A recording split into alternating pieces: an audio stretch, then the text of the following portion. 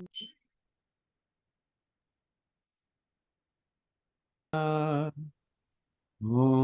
Namo Bhagavate Vasudevaya Narayanam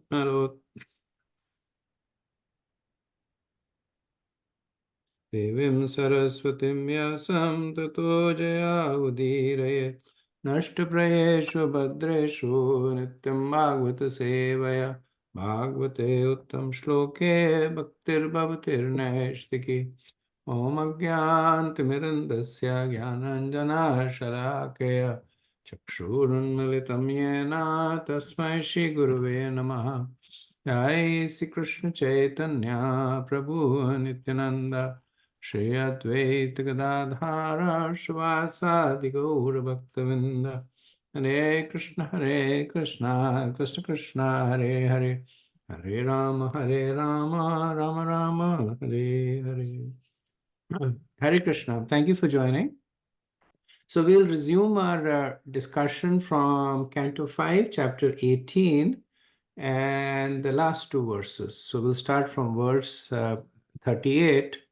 And just to give a quick recap, these are the prayers that are offered to the Lord by the residents of Jambudvipa. And so far we have done prayers to Lord Sankarshan by Lord Shiva, and he lives in Ilavat Varsha. This is the centermost Varsha of Jambudvip. Then prayers by Bhadrashava to Hayashirsha, and this is in the Bhadrashva Varsha. Then in the Hari Vamsha, there is prayers by Prahlad Maharaj to Narsimadev. And then in the Ketumal Varsha, there is prayers by Lakshmi Devi to Pradyumna, to Kamadev. In the Ramyaka Varsha, there is prayers by Vaivasthamanu to Lord Matsya. And in the Hiranmaya Varsha, there is prayers by Aryama to Kurma. We were in the process of doing, so totally there are 9 prayers, and we were in the process of completing the 7th prayer, which is by Bhumi Devi to Lord Varadev in the Uttar Kuru Varsha. So the Uttar Kuru Varsha, as you know, is the northmost Varsha of Jambudvip, and the prayers are not in any particular order. So it's not that they're going in the, even though they start from the middle of Jambudvip, it's not that they go north to south, because from Uttar Kuru it goes all the way then south to Kimpurusha, and the last prayers is to in Bharat Varsha, which is the southernmost. So they kind of go a little bit um, uh, not in particular, at least not that I'm aware of. So Bhumi Devi, when she is glorifying Varadev, and this is the concluding part of the prayers, where she is talking about his relationship to the material world. Important for Varadev because he is very closely linked to the where he is very closely linked to the protection of earth. And the point that she's making is that the connection is of supervision, that does not really mean that and this is a theme that we've seen pretty often, that just because the Lord is very intimately connected to the material world does not make him material, right? So that's the theme that's being developed over here. So we'll do verse 38, and Sang Prabhu, we can read the translation after I do the Sanskrit. Karoti Vishva Sthiti Samyamodayam Yasye Pishatam Ne Pishatam Mikshito Gunahe Maya Yathayo Brahmate Tadashrayam Gramno namaste gunakarma sakshine. O Lord, you do not desire the creation, maintenance, or annihilation of this material world, but you perform these activities for the conditioned soul by your creative energy, exactly as a piece of iron moves under the influence of a lodestone. Inert matters move when you glance over the total material energy. So Bhumi Devi is making this distinction that this whole material world, which is essentially a place of trials and tribulation, is not created by the uh, desire of the Lord, but He creates it in response to the desires of the conditioned soul. So she makes both the points that even though the Lord does not desire the creation of the material world, it is created by His desire. And she gives the analogy that iron moves under the influence of lodestone. So lodestone is magnet. So the magnet may be placed remotely, and just by looking at it, there will be no connection between the magnet and the iron. But as the magnet moves, so the iron will also move. Right. So similarly, she says that inert matter moves when you glance over the total material energy. Right? And we have done this in fair amount of details when we discuss the whole process of Sarga and Visarga, the glance of Mahavishnu, and how when initially Pradhan was created, it was inert, and then he glanced and then he injected with it the Jiva and the modes. And then after that, some changes happened, and then again it stopped, and then he entered it himself as Paramatma, and then things happened. But uh, even though everything is happening because of the will of the Lord, but not because the Lord desires it to happen. Who desires this to happen? The Jiva. It's the analogy of the king constructing prison houses in the kingdom, not because he desires criminals to live in the kingdom, but because he's aware that there will be criminals in the kingdom, he creates the prison house. So it's the prison house is actually in response to the desires of the jivas who engage in criminal activities. Right. Similarly, same thing for the material world. So Prabhupada says that sometimes the question arises why the Supreme Lord has created this material world which is so full of suffering. The answer is given here. The Lord creates this world only because the conditioned soul wants to enjoy it. And then one might say that if a child wants to play with fire, the parent is not going to allow the child to put the hand in fire because the parent knows better. Then why does the Lord create an environment in which the conditioned soul can either can get entrapped in it? And 2 points relevant to this. One is that the Lord does not interfere with the free will of the jiva. And the second is while the material world is a place of suffering, it's also a place of rectification. So it is ultimately for the benefit of the jiva. So it gives the opportunity for the jiva to rectify it. So without violating the first tenet of allowing the jiva free will, the Lord is giving them the opportunity to resume their original position.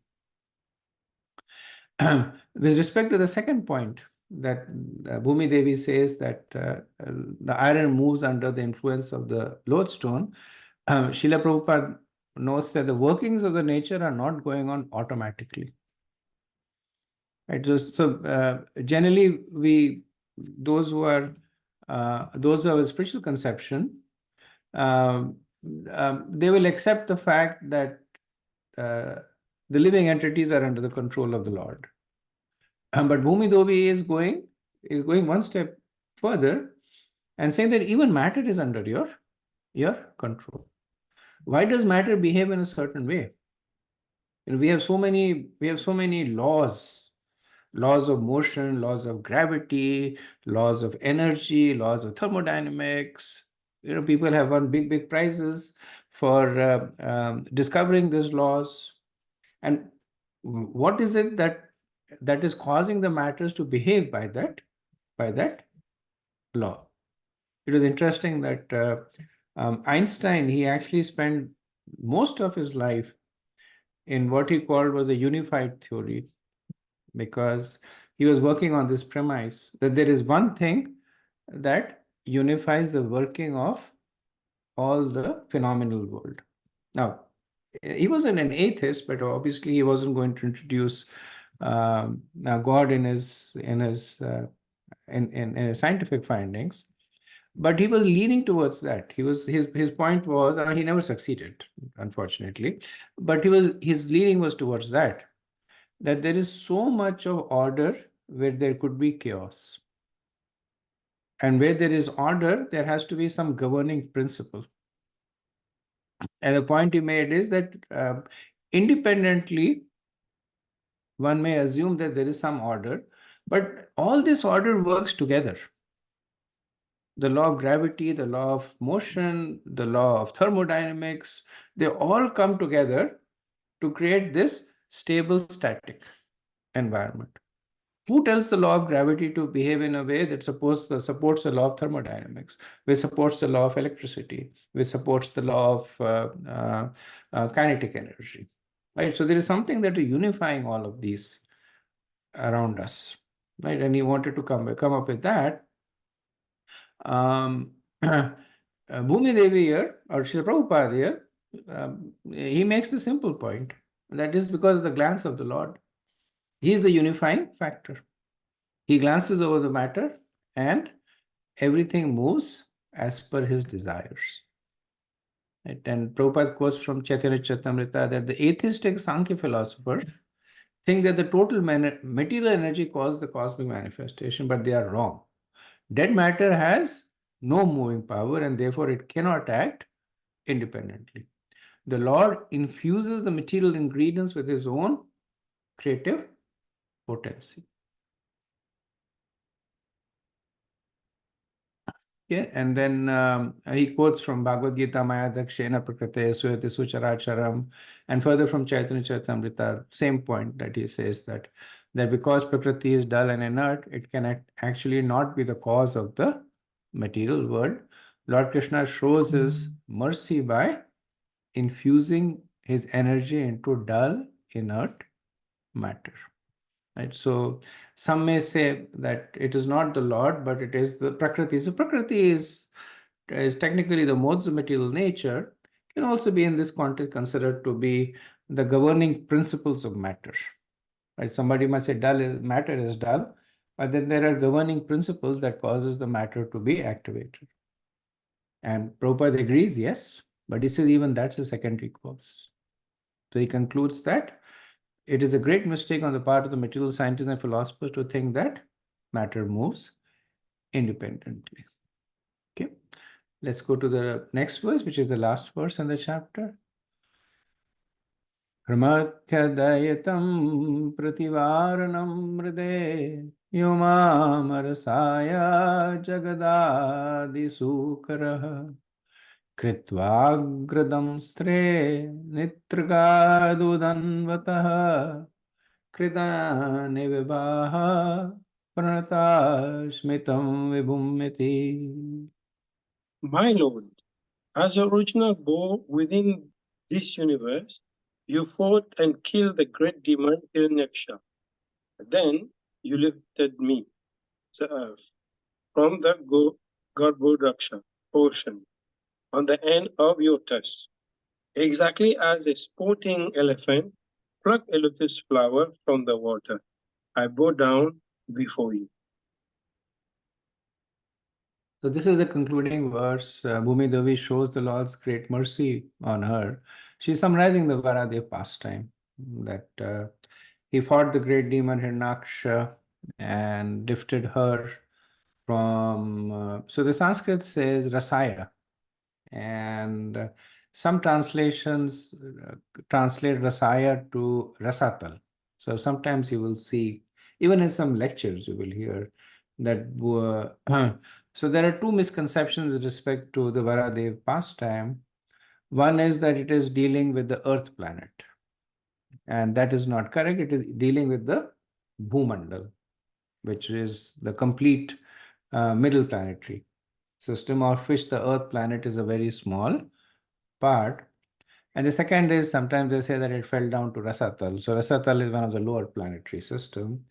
And Vishnu Chakravarti says that not true. Rasaya is pointing to Garbhodaka ocean, because Rasatal is actually a part of Bhumandal. It's in the lower edge of Bhumandal, even though it's a lower planetary system. But just from the perspective of the construction of the universe, Rasatal is a part of Bhumandal.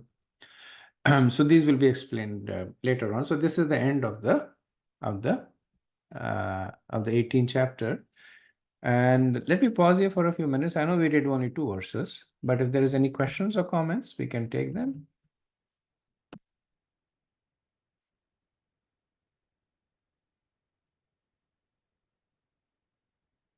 I also wanted to check the quality of the sound. Is it okay? I know in the past we had some challenges with the mic. It's good. I think It's very, very good, Prabhu. good quality. Okay. I bought this mic to speak into. Oh, that's good. So it's supposedly a podcast mic there. Oh, okay. Very good. Okay. So if there are no questions on the 18th chapter, we'll move on to the 19th chapter, which is a description of the island of Jambudweep. And the chapter has 31 verses. And essentially, so there are 7 prayers that have been completed so far. So 2 more prayers will be covered in this. Prayers by Hanuman to Lord Ram in Kimpush Varsha. And the final prayer is by Narad Muni to Naranayan Rishi in Bharatvarsha. And the Bharatvarsha, then it's a segue into Sukdev Goswami. So that's the end of the prayers. That's the segue now of Sukdev Goswami, then describing Bharatvarsha. Right. And then from the description of the Bharatvarsha, he will start describing the Bhumandal, the Java. So he will start then expanding the description. But here, after the prayers by Narad Muni in Bharatvarsha, then he describes the Bharatvarsha. And there are 8 verses that are glorification of the residents of Bharatvarsha, which are often quoted in different contexts, especially in Chaitanya Charitamrita, and very, very encouraging verses. And then there is a brief description of the islands around Jambudweep. Yep. So we'll start with the first verse. If you can read the translation, Prabhu. Srila Sukadev Goswami said, My dear king, in Kim Purusha Varsha, the great devotees Hanuman is always engaged with the inhabitants of that land in devotional service to Lord Ramachandra, the elder brother of Lakshmana and dear husband of Sita Devi. So in 8 verses, we'll see the prayers by Hanuman to Lord Ram in Kimpur Varsha. Now, we also understand from this that the race of the Vanars, the so-called Vanars, Hanuman, Sugri, Vali, etc., they are residents of Kimpurusha Varsha, right? And Kimpurusha literally translates to Kim means like what, or it's an interrogation, and Purush means humans. So Kim Purush means that are they humans? What are they? Are they like humans? Because the residents there are kind of like humans, but not fully humans. And even though in traditional literature, they're considered to be like ape men, but actually they are celestial race. They're superior to the humans, and because within our reference frame, it's like when you see something that is alien, you try to describe it with respect to your own frame of reference. Like you see a plane flying for the first time, you say, oh, it's a bird in the sky. Or you see a submarine, you see it, say that it's a fish, in case you haven't seen a submarine before. So when the humans see the residents of Kimpurush Varsha, um, they consider them to be closely to be resembling monkeys. So that's why that characterization is there. But factually speaking, they're a divine race. They're higher, both in terms of their abilities, the lifespan, the piety. One needs to have profound piety to take birth in Kimpurush Varsha. And so here we will now see the prayers by Lord Hanuman. So let's move on to verse 2. A host of Gandharva is always engaged in chanting the glories of Lord Ramachandra. That chanting is always extremely auspicious.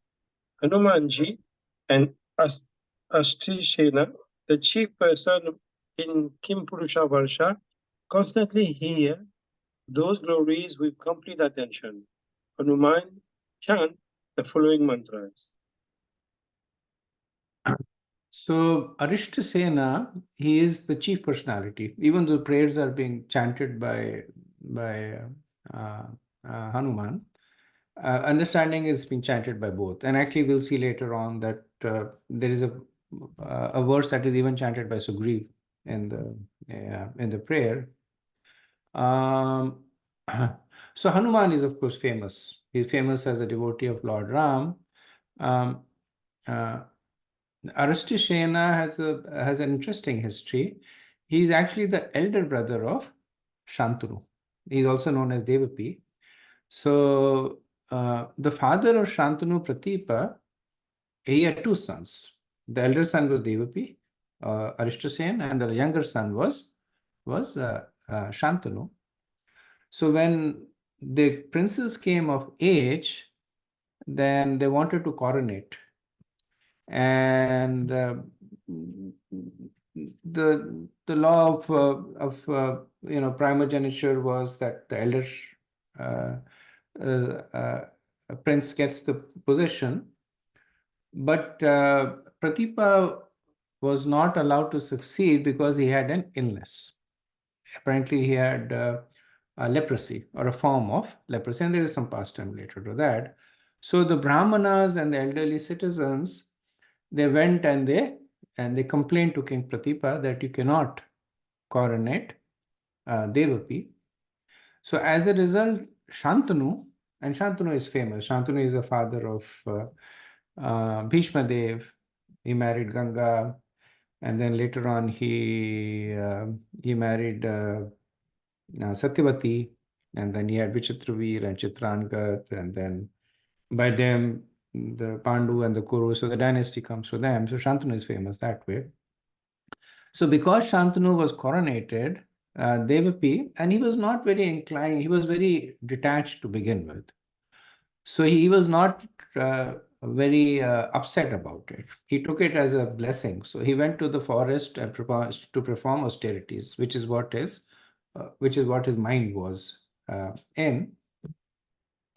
According to the Matsya Puran and the Bhagavad Puran, he, along with Sage Maru, will remain performing penances until the end of the present Kali Yuga. Right? So there are some personalities that will survive, like Ashwathama. He will survive till the end of the Kali Yuga. So Arishtasen, Devaki is another personality that will survive, and then he will be the creator of the next Paurava dynasty, the Puru Vansha, or the Kuru, or the Kuru Vansha. And of course, there is this understanding that if he lives in in Kimapurush Varsha, then how will he create this dynasty on Bhumi, on the Earth planet? But again, the understanding is that uh, uh, during the earlier ages, the travel between the different parts was fairly open. So it is said that until Treta Yuga, people could travel over the entire Bhumandal. So all the 9 dvipas, they could travel all the way from Jambudvip to Pushkar Dvip. They could travel. And the kings at that time, like Maharaj Ambarish and King Priyavrata, they were actually ruling the entire Bhumandal. Then during Dwapar Yuga, the scope reduced. So Maharaj Yudhishthira was essentially the emperor of Jambudvip, of which Earth was a planet part, but he was essentially ruling the entire Jambudvipa. And then in the age of Kali, it further reduced, where the kings were only now the Earth planet, they're only ruling the Earth planet, and that also a part of it. And so these prayers are recited by Arishtashen and Hanuman and also Sugriva. So Prabhupada also talks about another interesting fact about 2 different opinions concerning Lord Ramachandra. Right? So he quotes from Laghu Bhagavatamrita. So the 2 different opinions are in terms of the identity of Lord Ram. So in the Vishnu Dharmottara, it is said that Lord Ram, along with his brothers Lakshman, Bharat, and Shatrughan, are the Chaturvyuha. So Lord Ram is incarnation of Vasudev, Lakshman of Sankarshan, Bharat of Pradyumna, and Shatrughan of Anirudh. Now the Padma Purana says that actually Lord Ram is an incarnation of Narayan. Right? So if you know in the Purusha Avtaras, there is the first Chaturvyu, and then from there Lord Narayan comes, and from there the second Chaturvyu comes, and then the further expansion happens. So there it says that Lord Ramchandra is incarnation of Narayan, and then Lakshman is an incarnation of Anantashesh, or actually Shesh. And Bharat is incarnation of the Sudarshan Chakra. And Shatrughan Sinha, and not Shatrughan Sinha, sorry, Shatrughan Sinha was an actor in Indian movies. Shatrughan is an incarnation of the conch. Right? So then Prabhupada says, how do we reconcile? Who's Lord Ram? Is he Chaturvyuha, Vasudev, or is he Narayan? Right? So then Prabhupada quotes Baldev Vidyabhushan and says, Tadidam kalpa bhedaneva sambhavayam. Right? And His Holiness Rampad Maharaj, actually, when he was doing the yatra, the Ayodhya yatra, and he spoke extensively from Ramayana. He actually he prefaced his katha with this Tadidam Kalpa Bheda Neva Sambhavyam. He says that because there are so many versions of Ramayana where the same pastime is given a little differently. In Valmiki Ramayana, there is no mention of the Lakshman Rekha. But in the Ramayana that comes in Bhavishya Puran, there is the mention of the Lakshman Rekha. And then there are other versions. There is other versions of the pastimes of Lord Ram that appear embedded within the Puranas also. Right? So how do you reconcile them? Right? So Maharaj said, Tadidam kalpa bhedanev sambhavyam. That in different kalpas, right, different days of Brahma, the pastimes unfold a little differently. In some kalpas, Lord Ram appears along with his brothers as the incarnation of the Chaturvyu. In another kalpas, he appears as Narayan, Shesh, Chakra, and Shankha. He's always Vishnu Tattva. But right, and differences are mostly technical. And the residence of Lord Ram, as you know, that Ayodhya Puri is the uh, um, so just below Golok is Ayodhya Puri. So the Ayodhya Puri is higher than all the Vaikuntha planets.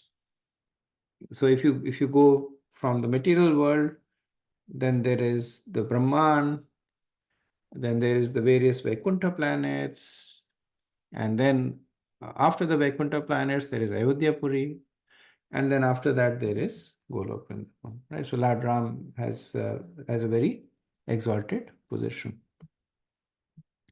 And Prabhupada also notes that he says that not every devotee of Krishna will worship Krishna.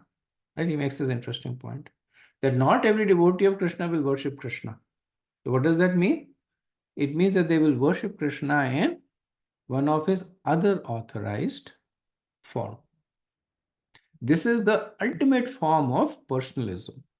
The Lord is so personal in his reciprocation to his devotees that he manifests a form, quality, past, personality, and pastimes specific to a particular mood of the devotee. Sometimes people, now of course the demigods are separate, but even amongst the Das Avatar and the other incarnations that appear, people get confused that the Vedas promote polytheistic way of worshipping, that there are many gods. And actually, this verse, the statement by Prabhupada explains it, that there is no polytheism. There is monotheism, but polymorphism. That there is one God, but he appears in many forms. Why does he appear in many forms? It is the ultimate form of personalism. That depending on how the devotees want to see the Lord is so kind, he is so merciful, he is so eager to please his devotees that he takes a form that is specifically reciprocating to the desires of the devotees. And the devotees become completely absorbed in it. And there's a famous example of Murari Gupta, that he was a devotee of Lord Ram, and Chaitanya Mahaprabhu kept asking him to give up the worship of Lord Ram and start worshipping Krishna. And then finally he came back and he said that you are the personality of Godhead. I can't disobey your orders. I cannot give up my worship of Lord Ram. So the only alternative that I have is to give up my life. So if you will excuse me, I'll go and give up my life. And then Mahaprabhu started smiling and said, no, your worship of Lord Ram is glorious. Right? So and the Lord appears in these forms because the devotees are attracted to these forms. And if a devotee is exclusively attracted to a form, there is no harm in it, there is no blasphemy in it, as long as they're properly situated. Right? There are many devotees who are attracted to a certain form of Krishna, whether it is as Lord Ram, whether it is as Lord Narsingadev, whether it is as Lord Narayan. There's no there is no um, diminishing the position of Krishna, right? Because that's the reason Krishna appears in many forms. So one of the examples that is given is that as the students proceeds, they start from elementary level where they are trying to study everything. Then they go to middle school where they start studying more but narrower focus. And then they go to high school and college and then PhD. And as they proceed more and more, their focus becomes more and more specific. So similarly, as devotees advance, their focus becomes more and more narrow. So even if somebody is focusing on Krishna, as they proceed more, then they may be attracted to a particular rasa with Krishna, right? So this is somebody is attracted in Vatsalya rasa. Now, as they progress more, then which flavor of this rasa? Is it like Devaki, who is Vatsalya but in Aishwarya? Or is it like Yashoda, which is Vatsalya but in Keval, not even a tinge of Aishwarya there. Right? So the Lord, in order to accommodate these desires of his advanced devotees, he manifests many forms and many moods. So similarly, Hanuman is eternally attracted to Krishna as Lord Ram. Okay, let's move on to the third verse. Let me please Your Lordship by chanting the Bija mantra Omkara. I wish to offer my respectful obeisances unto the personality of Godhead, who is the best among the most highly elevated personalities. Your Lordship is a reservoir of all the good qualities of Aryan, people who are advanced. Your characters and behavior are always consistent, and you always control your senses and mind. Acting just like an ordinary human being, you exhibit exemplary character to teach others how to behave. There is a touchstone that can be used to examine the quality of gold, but you are like a touchstone that can verify all good qualities. You are worshipped by Brahmanas, who are the foremost of all devotees. You are the supreme person, or the king of kings, and therefore I offer my respectful obeisances unto you. So this is essentially, it is the Bij mantra for worshipping Lord Ram. Om Namo Bhagavate Uttam Shlokaya Namaraya Lakshana Shilavrataya. Right. So it's those who are worshippers of Lord Ram chant these Bij mantras on a regular on a regular basis. And the verse is self-explanatory. Various qualities of the Lord are being glorified. So Hanumanji says that, why do I offer my respects to you? Because you're the only one who is worthy of worship, right? And you're characterized by symptoms like the flag and the thunderbolt on your lotus feet. And you have qualities such as wisdom and vratas, like being fixed in dharma, right? And he says that you exhibit exemplary character to teach others how to behave, right? And Vishwanath Chakravarti says that this is a reference to the pastime of Lord Ram in connection with the banishment of Sita Devi. That Lord Ram thought that all the people down to the washerman should be satisfied with my conduct, right? So the true nature of greatness is that it is absolute. So Lord Ram could have thought that let me be only respected by the Brahmanas, or let me only be respected by the Aryas, those who are in knowledge. But Lord Ram, his quality of being the role model was absolute. So even the low down washerman who was envious of him, Lord Ram accommodated him. So the other point is made is that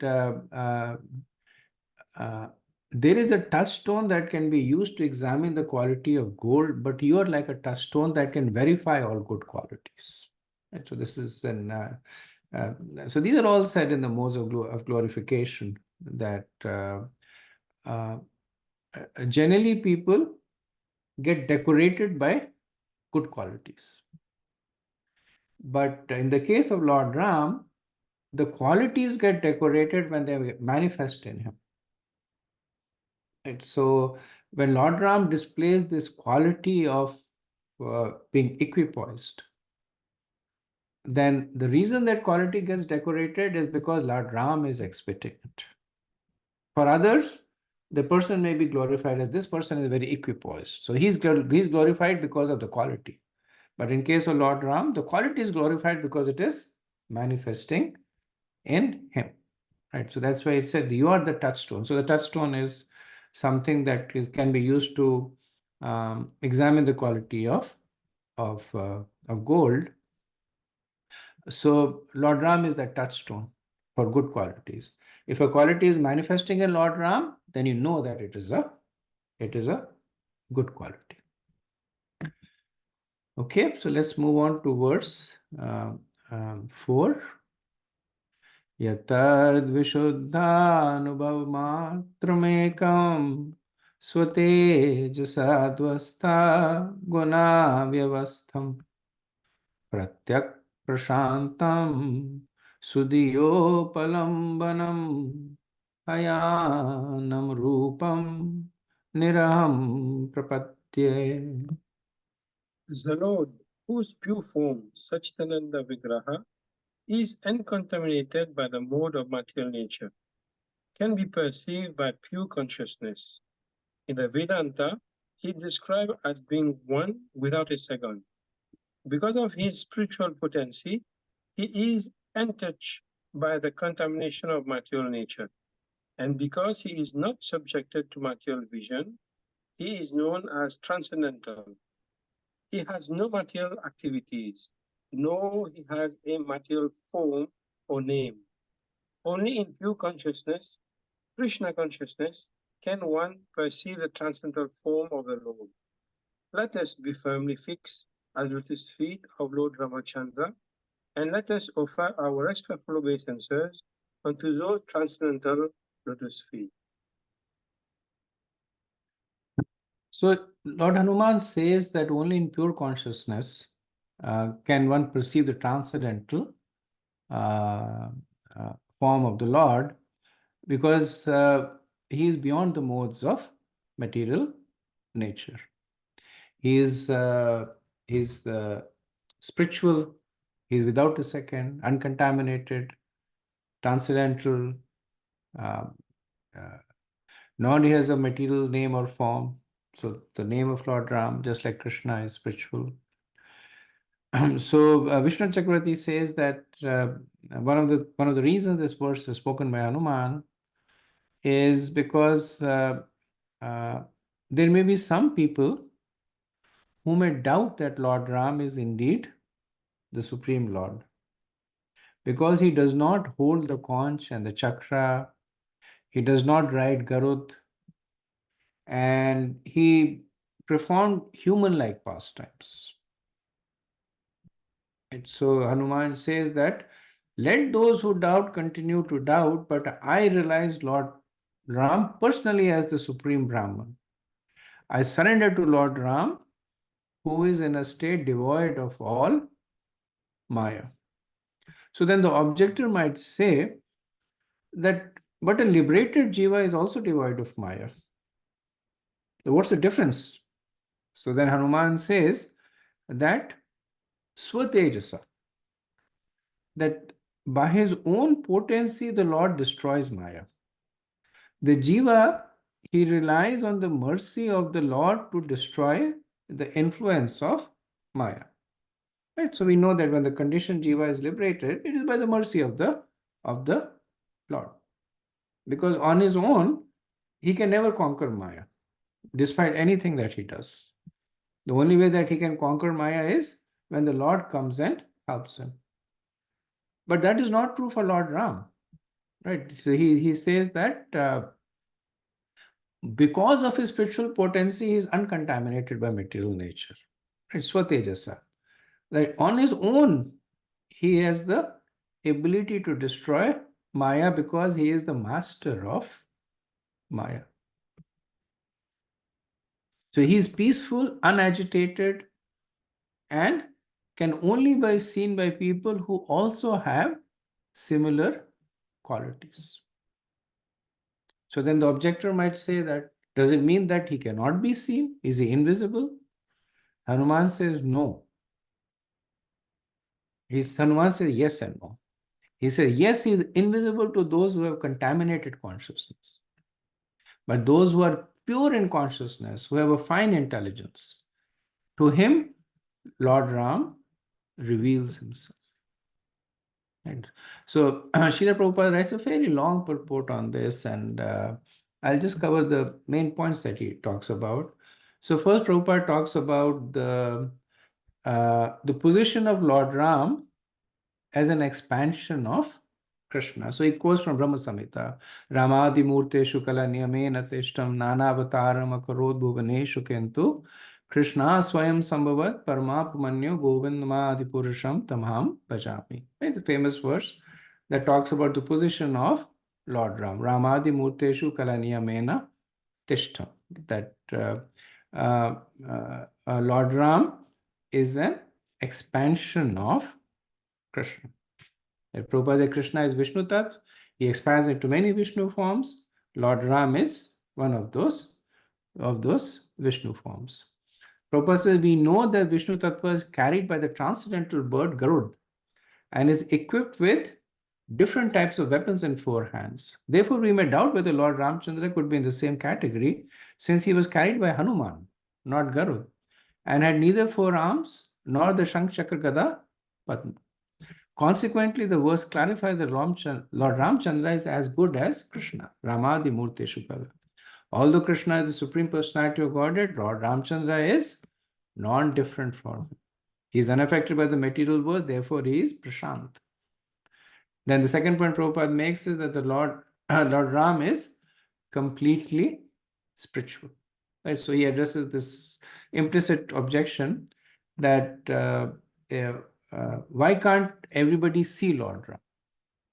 Right. So Prabhupada quotes another verse from Brahma Samhita, Premanjana Churuti Bhakti Vilochanena Santa Sadeva Hideshu Vilokayanti Yama Shama Sundaram Achintaya Guna Swarupam Govindamadi Purusham Tamam Bhajami. Right? Premanjana Churuti Bhakti Vilochanena. How does one see the Lord? When your eyes, Anjan is actually kajal.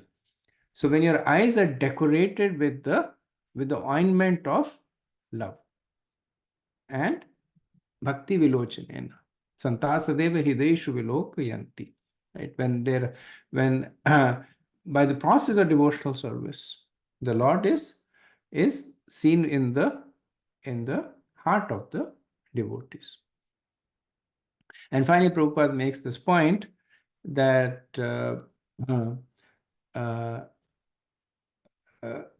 just like the Atma and the Paramatma, the soul and the super soul are very intimately connected with the material body. Right? So within the material body, in the region of the heart is situated the soul and the Paramatma. But even though they are fully ensconced in the material body, they are not material. They are spiritual. So similarly, Prabhupada says in the Chandogya Upanishad, it is said that that etasteshtu devata anena jivena. Right? So the Atma and the Paramatma are separate elements. Even though they enter the heart along with the Jivatma, they are never material. They are spiritual. So in the same way, even though Lord Ram may perform material pastimes, even though he may appear to have a material birth, but there is nothing material about him. He is fully spiritual. Okay, so moving on to the next verse, verse 5. Martyavatarastvaiva maratya shikshanam rakshobadhya kevalam vibho kuthunitha shayad ramata swatmanah Sita kritani vyasanani ishwarasya. It was ordained by Ravana, chief of the Rakshasas, could not be killed by anyone but a man. And for this reason, Lord Ramachandra, the Supreme Personality of Godhead, appeared in the form of a human being. Lord Ramachandra's mission, however, was not only to kill Ravana, but also to teach mortal beings, that material happiness centered around sex life or centered around one's wife is a cause of many miseries. He is a self-sufficient Supreme Personality of Godhead and has nothing is lamentable for him. Therefore, why else could he be subjected to tribulation by the kidnapping of Mother Sita? So it's very interesting in this prayer. Hanuman actually addresses one of the more controversial, so to speak, aspect of Lord Ram's pastimes, which is the dealings with Mother Sita, and he addresses it head on. He addresses it. So he makes 3 points in the verse. So first is the killing of Ravan, right? So that shows the dharma of a dutiful husband, that it is the duty of the husband to protect the chaste wife under all circumstances. So at least in the Leela, Ravan was much more powerful than Lord Ram. He had a huge army. He had so many benedictions. Um, he had a whole kingdom to himself. Lord Ram was just by himself in the jungle, just Lord Ram and Lakshman, and they were prepared to go by themselves and fight with Ravan. And even the army they had was not a match to Ravan's army, but it was his duty to protect his wife. So regardless of what the circumstances is, it's the duty of the husband to protect the wife, right? So that's the first teaching. The second is we see this. So Lord Ram in the previous verse has been described as Prashanta, but in the pastime of the kidnapping of Sita Devi, he is very agitated, right? And then there is further agitations later on. So the second teaching is that at to one level it is specifically married life or stri sang. That stri sang is the result will cause in many tribulations, right? Prabhupada translates that material happiness centered around sex life or around one's wife is the cause of many miseries. Now, in the case of Lord Ram and Sita Devi, that was not the case. Neither of them is material, nor the relationship is material. But they're performing this pastime to teach us a lesson also, right? So that's why Hanuman says that he did not only come to kill Ravan, but also to teach. So this is one of the lessons that he is teaching, that Lord Ram says, look at me, that I'm famous for being equipoised, for my prashanta, for my calm uh, conduct. But then look at me when my wife is kidnapped, right? And Ramayana describes how he was asking the trees for the position, for location of Sita Devi, completely agitated. So much so that when Parvati Devi saw him, she couldn't believe that he's the personality of Godhead. So she turned to Lord Shiva, said, are you sure he's God? Lord Shiva says, yes, he's God. And then she saw him lamenting more. She turns again, says, are you sure? She said, yes, I'm sure. And then Parvati Devi still is not able to be convinced that how can he be one who is lamenting in such a miserable way. So then she takes the form of Sita Devi and appears in front of Lord Ram. And of course, Lord Ram is Lord Ram. So he looks at her and he says, oh, he says, gives obeisances to, I think it was not Parvati Devi, I think it was Sati. So he gives obeisances to her and then she realizes his position.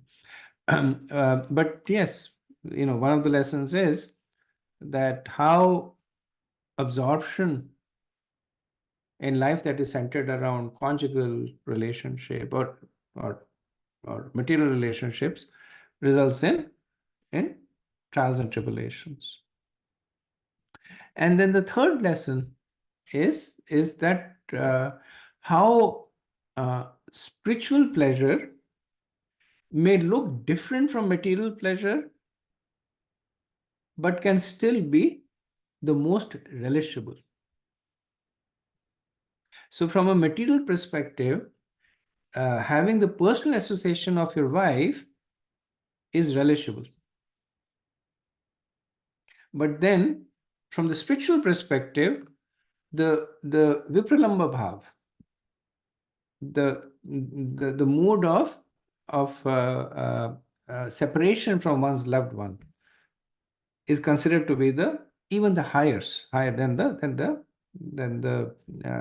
sambhog bhav. Sambhog is when they are together, and vipralamba is when they are separated. Right? And Prabhupada once explains this, that when you are together, then uh, your consciousness goes to the other person when he's right next to you. When the person is not next to you, then you get busy. If the husband and wife are together, the husband goes to work in the morning, the wife gets busy with the work, the husband comes back in the evening, they're together. Next day morning, the husband again goes back to work, the wife continues. But then let's assume the husband, he goes for a long tour. Like he says, I'm gone for a month. Then the chaste wife, then she will think all the time about the husband. Not just in the mornings and the evenings when he's together with her, but during the day, in the afternoon, in the evening, all the time she is thinking. So actually, the association in Vipralamba Bhav is much more intense. Right? We see that in the gopis, they're glorified as the highest devotees because they perfected this Vipralamba Bhav. They only spent how many? Krishna was how old was he? 11, around 12 years when he left Vrindavan. That's all the association they had with Krishna. Right? But their association with Krishna was the deepest because he actually never left them. Right. So in this verse, these three teachings are glorified, and again, Srila Prabhupada he expands on this teachings. He quotes the Bhagavatam as that those who are not advanced in spiritual knowledge and who are therefore just the opposite of the Brahmanas generally take to family life, which is a concession for sex, and thus they enjoy sex again and again, followed by many tribulations. To teach this lesson to the devotees and human society in general, Lord Ramachandra already, although the Supreme Personality of Godhead, underwent a series of tribulations because he accepted a wife, Mother Sita, and he and that was the cause of his austerities, that was the cause of his lamentation, although he never has a reason to lament anything. Right? And then again, the second aspect Prabhupada talks about is a faithful husband gives his wife full protection. Right? And then the third part that he talks about is that how uh, the apparent suffering of the devotees is different from material suffering. Right? Like, especially in the case of separation. Prabhupada quotes Chaitanya Bhagavat that a Vaishnava is always situated in transcendental bliss because of engagement in devotional service. Although he may appear to suffer material pains, his position is called transcendental bliss in separation, vira. And sometimes the devotees suffer because of experiencing the separation from the Lord. Sometimes they also suffer material pains. They fall sick, they die, and they have accidents. But the suffering of the devotee is always different from the suffering of one who is materially engrossed, right? And actually, devotee is able to see the Lord's hand in all the sufferings. Okay, so we'll do one more verse, and then after that we will stop for any discussions. So verse 6. Navai satmatvatam suhurtamaha shaktastrilokyam bhagavan vasudeva nastrikritam kashmalam ashnuvita na lakshmanam chapi vihatumarhati. Since Lord Sri Ramachandra is the Supreme Personality of Godhead, Vasudeva, he is not attached to anything in this material world. He is the most beloved super soul of all self-realized souls, and he is their very intimate friend. He is full of all opulences, therefore, he could not possibly have suffered because of separation from his wife, nor could he give, nor, nor could he have given up his wife and Lakshman, his younger brothers. To give up either would have been absolutely impossible. So, in the previous verse, Lord Hanuman showed that how Lord Ram, through his pastime, was demonstrating the downfalls of establishing close material relationships, especially in the last verse with respect to the wife. Now, somebody might object and say that, but he was also showing a very close relationship with Lakshman. And not only with Lakshman, he was also showing a close relationship with Ayodhya Vasis. Right. So Hanuman, he addresses that. And he's saying that Lord Ram, in his Prakrit Leela, he was playing the role of a dutiful king. So in his original form as the Supreme Lord, he is neutral. He is not attached to anything in this material world. Right. So then why was he suffering when he banished Sita and later Lakshman?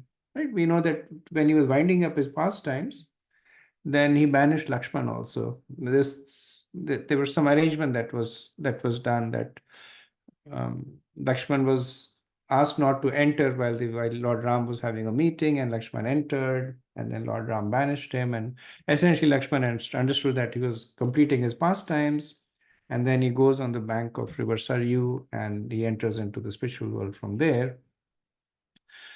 So Hanuman says that both these attachment and the banishment are a demonstration of his acts as a dutiful king and his love for his devotees. Right. So because Lord Ram is always the Lord, he's always God. Whether whatever Leela he's doing, God is God. Right. And the intrinsic quality of God is that he is very, very attached to his devotees. So his attachment to Lakshman and Bharat and Shatrughan and to Ayodhya Vasis, it's not a material attachment. It's the attachment of the Lord to his devotees. The Lord will never give up that attachment. Regardless of whatever pastimes he plays, he's never going to give up that attachment to his devotees. Right? Even when like we see in the pastimes of Jai Vijay, they came as Hiranyakashipu and Hiranyaksh, and even though the Lord was fighting with them and killing them, but the Acharyas describe that this is the acts of like sometimes the father and the child, they will play act, and they will wrestle, and the father will pretend to sometimes the child gets on top of the father gets on top of the child, and one person wins and the other loses. And then at the end of it, the child jumps into the lap of the father and the father hugs the child. Right. So so the Lord's attachment to his devotees is never compromised. Right. So that is the attachment of the Lord to Sita Devi, to Lakshman, to the residents of Ayodhya. But at the same time, he was also playing the role of the perfect king.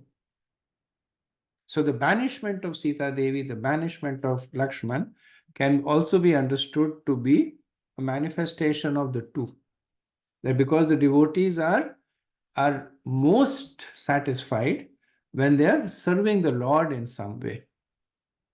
So when Arjun fell into illusion and started asking Krishna questions, that was the perfection of Arjun.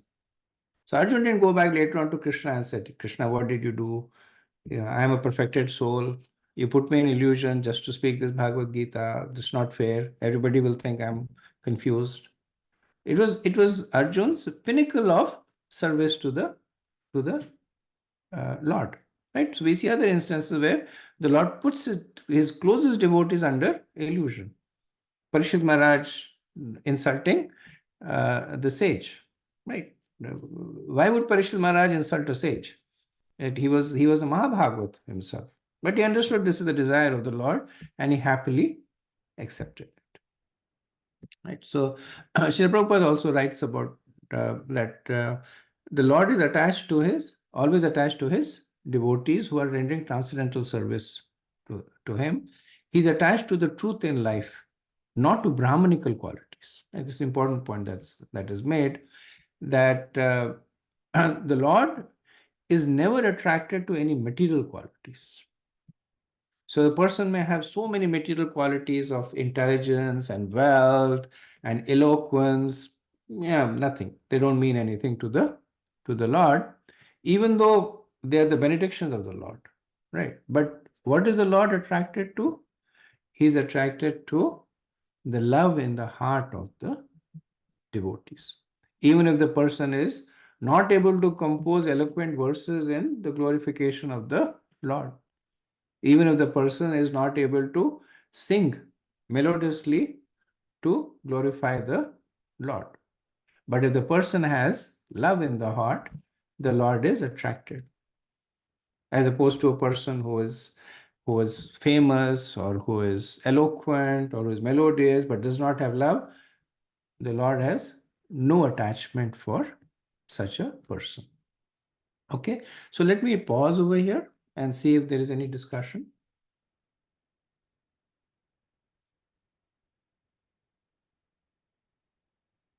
Hare Krishna Prabhu, two things.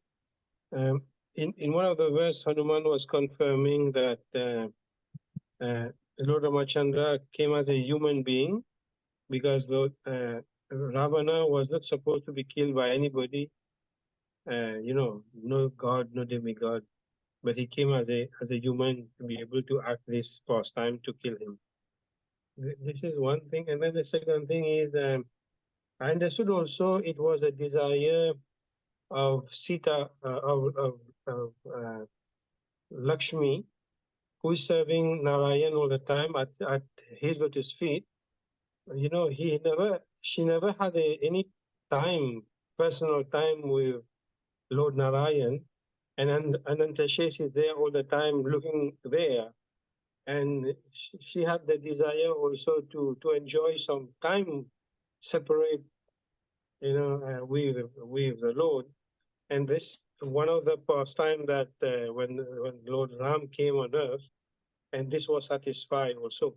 And they, all these, as we say, spice in the, separation make it's a different type of love. Even for them, it's love in separation when Ram was separated from Sita for 1 year.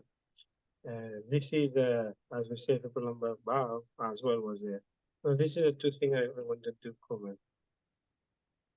Very good points. Thank you for sharing, Prabhu.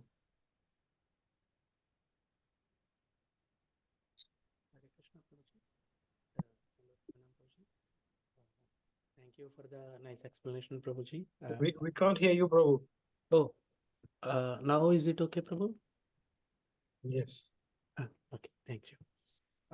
Prabhuji, thank you very much, Prabhuji, for the class. It is very helpful. I have two questions, Prabhuji.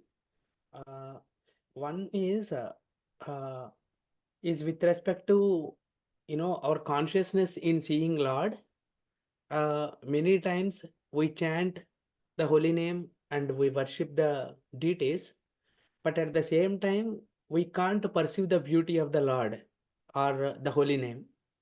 And very few times we see the glimpses also.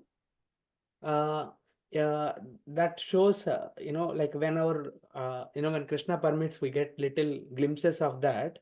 So I was thinking, at times we are not seeing, even though Lord is there, we couldn't see the Lord and we are seeing kind of matter, although explicitly we don't, we know the understanding. And another time is we see the Lord in deity and the holy name, even if it is glimpses, we have that experience. And another thing, Prabhuji, like the third scenario is, we hear that in every atom of this material universe, Krishna is there in four-handed Vishnu form. So it means Lord is there in every atom.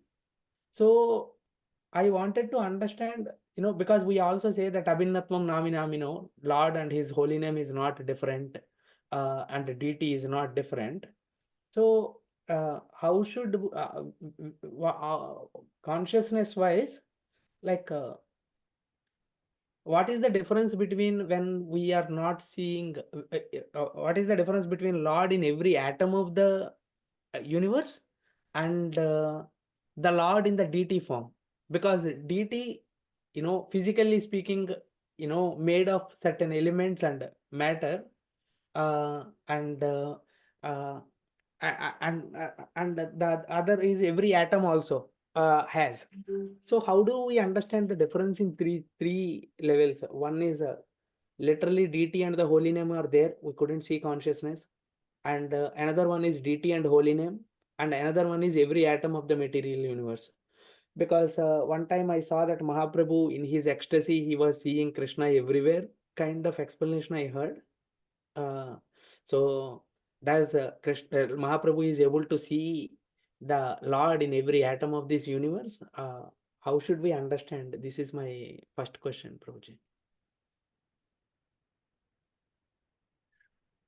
So our adhikar is largely predicated to our attachment to the holy name, right? Because there are many different ways in which bona fide ways in the scriptures which allows us to perceive the Lord, right? The previous verse made this point that if Lord Ram cannot be seen, does that mean that he's invisible, right? And Hanumanji says, not really. It just means that the person who is seeing him does not have the proper consciousness to see the Lord. And seeing is also a little bit of it's a little bit contextual, because you can never see the Lord. The Lord reveals himself. So there's nobody who can say that, now I have become qualified to see the Lord. They can say that I have become qualified to receive the mercy of the Lord so that he reveals himself. So different processes are given for Kali Yuga. For us, the process is chanting.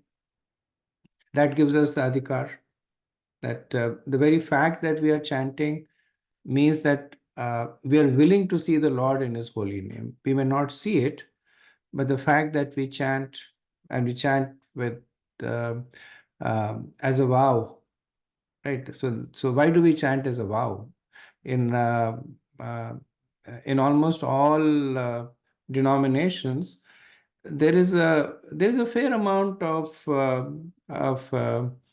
importance given to the holy name, right? For this reason, that the holy name is our first encounter with the Lord. And because, as you mentioned, Abhinvat Nam Namina, because there is no difference between the Lord and His holy name. As we develop that attachment to the holy name, we will develop attachment to the Lord. So the answer to the why is that we haven't still reached the stage where we are chanting the holy name with the consciousness of it being non-different from the Lord. We still consider it to be material. We chant under the instructions of the Guru, or we chant under the instructions of the peers, and the holy name does purify us. But from the Nam comes Roop, Gun, and Leela, right? From the name comes the form, then the qualities, and then the pastime. In terms of the distinction between the Lord as Paramatma and the Lord as deity, the Archavigraha is a special dispensation of the Lord. That when you create a form, and so like we had this temple initiation installation, and there's a ceremony in which you invite the Lord to reside in the idol, in the statue, right? And when the Lord resides there, then it becomes Archavigraha, right? So he's not residing as Paramatma.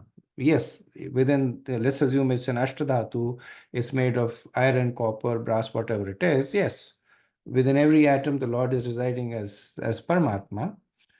But then in that form, the Lord enters as a special mercy to the devotees to receive the service of the devotees. And that's why we serve the deities elaborately. Like sometimes people criticize specifically ISKCON or other temples also, because the deity worship is very elaborate.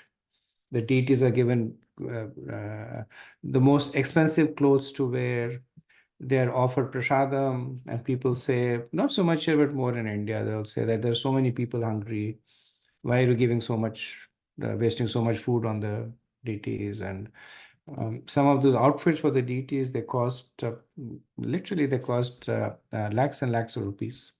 And people will say that, why are you wasting lakhs of rupees? You can give it to hungry people, and you will get their blessings. But then the Bhagavatam gives the answer to that also, that yes, you can give 1 lakh rupee and maybe you can help 100 people. But if you serve the Lord, then you're watering the root of the tree. Then you're not serving 100 people, you're serving 100 million people at that time, right? So it's understanding the proper relationship of the Lord with the material world. So in that consciousness, the Lord appears in the Archavigraha form to receive our service. And in that consciousness, we serve the Archavigraha because we see it non-different from the Lord. Prabhuji, one more question is there, Prabhuji. This question triggered as we were moving to the chapter 19 of during. Do you think you can speak a little louder? I can barely hear you. Sorry, Prabhuji. Another question. The question is, Prabhuji, we moved today to chapter 19. So, like how generally, the chapter division and the canto division was, is there any scriptural criteria or something is there? Because when Parikshit Maharaj was hearing at that time, I think they must have been gone through in a flow. It's not like a chapter so and so, chapter so and so. It's a good question. I asked the same question for Bhagavad Gita also, right? We have 700 verses. It was not like, Arjun said, okay, chapter 2, verse 1, and, and then, he said, Kidam, idam, whatever, Anaryam Justam, right? And now chapter 2, verse 1. I asked this question of Maharaj actually, and he said that the divisions are actually done by the acharyas who have a vision of how to best present the message. So, in the same mood, if you look at it, the Vedas were initially undivided. In all the Vedas, they were just a collection of literally millions of verses. And Srila Vyasadeva divided them. How did he divide it? Why did he divide Rig Veda and Sam and Yajur? In the Rig, why did he establish the Upanishads and the Aranyakyas, etc.? Because he had an understanding of how to best communicate that message. So with the same understanding, and the author of Srimad Bhagavatam is Vyasadeva, Bhagavad Gita is also Vyasadeva. So with the same understanding of how best the message can be received, these literatures are divided into structures, cantos, chapters, verses. Well, verses are there, but cantos and chapters.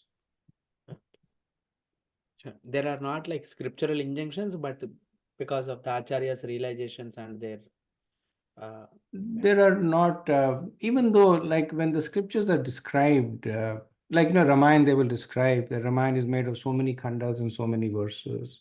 Bhagavad Gita is also described that 12 cantos, 18,000 verses. So there is there is acknowledgement of the fact that they are it's not completely arbitrary, right? The Vedas also recognize that the scriptures are divided in this way. Yeah. Thank you so much. Okay, thank you. Anything else? Anybody else? Okay, if not, then we'll move on to verse 7. Na janmanunam mahotana sobhagam navan buddhir nakritis doshahetu teryad vishratan apino vanokashas Chakara Sakhe Batalakshmanagraha. One cannot establish a friendship with the Supreme Lord Ramachandra on the basis of material qualities, such as one birth in an aristocratic family, one personal beauty, one eloquence, one sharp intelligence, or one superior race or nation. None of these qualifications is actually a prerequisite for friendship with Lord Sri Ramachandra. Otherwise, is it possible that although we uncivilized inhabitants of the forest have not taken noble birth, although we have no physical beauty, and although we cannot speak like gentlemen, Lord Ramachandra has nevertheless accepted us as friends. So this is one of the verses that is not spoken by Hanuman, but is spoken by Sugriv. So the relationship of Hanuman and Sugriv with Lord Ram was different. And Hanuman was in Dasyaras. So he had a strong mood of servitorship. So you always see Hanuman sitting at the feet of Lord Ram. And his mood was always, you tell me what to do and I'll do it. Sugriv was in a Sakyaras. He was in a friendly relationship with Lord Ram. Lord Ram considered him to be his advisor. So if you look at Ramayana, at different points of time, when like when Vibhishan came, then Lord Ram turned to Sugriv, saying, "What do you think we should do?" And Sugriv, again in the mood of the advisor, initially he said that kill him. But then Lord Ram said, no, he's come, he's taken my shelter, I should not kill him. But they had this exchange throughout Ramayana of Sakya, right? So in this, Sugriv says that Lord Ram has nevertheless accepted us as friends, right? But he says, I have no qualities. Now, part of it is because of humility, that Sugriv had, of course, many qualities, right? He was very intelligent. He came from an aristocratic family. He was the son of Surya Dev, and very, very strong. So many qualities. But compared to the Lord, all these qualities they're like fireflies in front of the sun. So out of very natural humility, he's saying, I have no qualities. But even then, the Lord accepted my friendship. Right? And he says, not only me, he said, even the forest dwellers. Right? So we have this pastime that when Lord Ram was crossing over the river, then he made friends with the boatmen there. So they were considered to be outcasts. They lived in the jungle. They were jungle dwellers, and even them, he had a friendly relationship with them. Right. So Prabhupada says that those who are puffed up by birth and wealth or education, unfortunately, do not care for developing Krishna consciousness. And nor does the Supreme Personality of Godhead care about all these material qualifications. As somebody might think, oh, I'm so rich, or I'm so famous, or I come from such a high family, so I have already got some special connection with the Lord. Not true. Right? The Lord does not care about this material qualification. What does he care about? Bhakti amam abhijanati. Only devotion. So one's devotion and sincere desire to serve the Lord is the only qualification. So Rupa Goswami says, Lolyam ekam mulyam. So lolyam is the eagerness to serve the Lord. Ekam mulyam, that is the only price that one can pay to achieve the favor of the Lord. Okay. Verse 8. Suro suro vapya thavanara nara sarvatmanaya शुक्रातज्ञम् उत्तमम् भजेत रामं मञ्जुकृतं हरें या उत्तरानन्यत् कोशलान् दिवम् इति. Therefore, whether one is a demigod or a demon, a man or a creature other than man, such as beast or bird, everyone should worship Lord Ramachandra, the Supreme Personality of Godhead, who appears on this earth just like a human being. There is no need of great austerities or penances to worship the Lord, for he accepts even a small service offered by his devotee. Thus, he is satisfied And as soon as he is satisfied, the devotee is successful. Indeed, Lord Sri Ramachandra brought all the devotees of Ayodhya back home, back to Godhead, Vaikuntha. So this is the last verse in the prayers by Hanuman to Lord Ram. And generally, when they conclude, they summarize. They tend to summarize, or they speak about something that is most endearing, right? So what is the most endearing quality of Lord Ram? That he is very easily satisfied with very little service, right? So he does not need a person to perform thousands of years of austerities or penances. Um, there is the past time when the bridge was being built and to Lanka, and Hanuman was running around, and Hanuman is Hanuman, extremely strong. He was picking huge boulders, almost like mountain peaks, and throwing them into the water. And and depending on which version of Ramayana you read, there was either a squirrel or a spider. Let's take a squirrel. There was a squirrel that was running around taking pebbles and putting into the water. And Hanuman was getting a little upset because the squirrel was running around his legs, and he was scared that he might step on it and squash it. So finally, he got upset and he said to the squirrel that, "What are you doing? Just putting these small pebbles there. Get out of my way so that I can do some real service." And then Lord Ram chastised Hanuman, and he said that from my perspective, his service is as important as yours. Right? And it said that Lord Ram then took and scratched the back of the squirrel, which is why you see those 3 stripes at the back of the squirrel. But really, from the perspective of the Lord, there is no difference between the boulders and the pebbles. What is it that Lord Ram cannot do? Hanuman was throwing boulders into the ocean. Lord Ram can throw universes into the ocean. Right. So for him, the boulder is like a pebble. But what was he attracted to was the mood of service. Right. Not really so much what is the magnificence of the service. So because of that, Hanuman says that his recommendation is everyone should worship the Lord with all the methods. And what is the Falastuti? Like, what does he say? What will happen?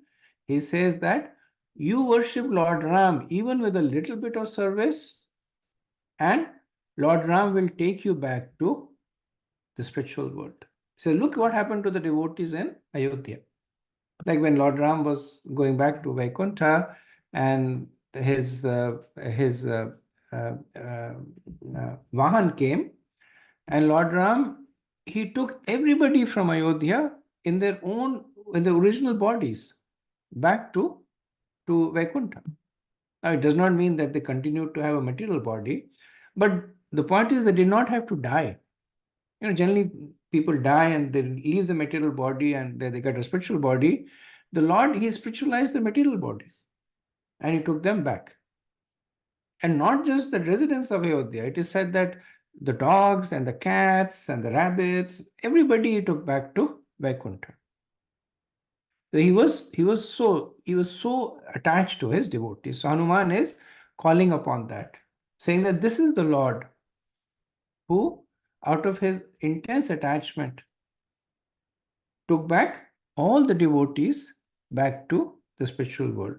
So why would you not worship him? Prabhupada mentions that there is the pastime in which Mahaprabhu, in the Shadbhuja roop, right? He shows his six-armed form. I believe he showed it to Sarvabhauma Bhattacharya. And he showed his form, 2 arms of Lord Ramchandra, 2 arms of Krishna, and 2 arms of Mahaprabhu, right? So he showed how all these forms are fully manifested in him. Okay, so let me stop here. If there are any concluding questions or comments, we can take them. Otherwise, we can end over here.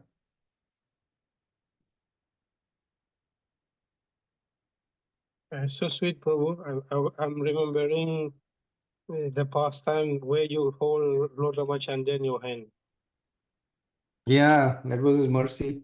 He allowed me to hold him while we were moving the deities from the old temple to the new temple. Yes. Yeah. Prabhuji, I took great photos of you, Prabhuji. I don't know when Abhijit Prabhu will share. Advaitari Prabhuji. Okay, no worries. They will come eventually. Yeah. Yes. Okay, thank you very much. So we will end over here. Vanchakalpatarubhyascha kripa sindhubheva cha patitanam pavanebhyo vaishnavebhyo namo namah. Anand Kodi Vaishnavind ki jai, Srila Prabhupada ki jai. Nithai Gaur Premanande Hari Hari. Hare Krishna. Thank you very much.